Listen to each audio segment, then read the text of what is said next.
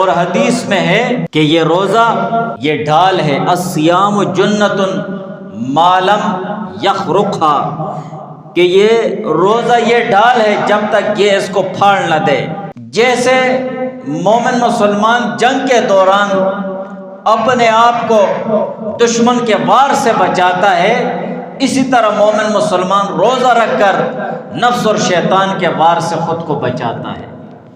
یہ روزہ ایسی عبادت ہے، عظیم الشان عبادت ہے کہ نفس و شیطان کے وار سے کسی چیز سے بھی نہیں بچ سکتے، مگر اللہ تعالیٰ نے اس روزے کو ڈھال بنایا ہوا ہے۔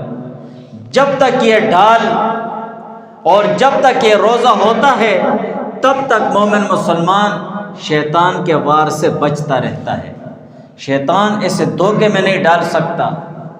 اسی لیے روزہ عبادت ہی عبادت ہے۔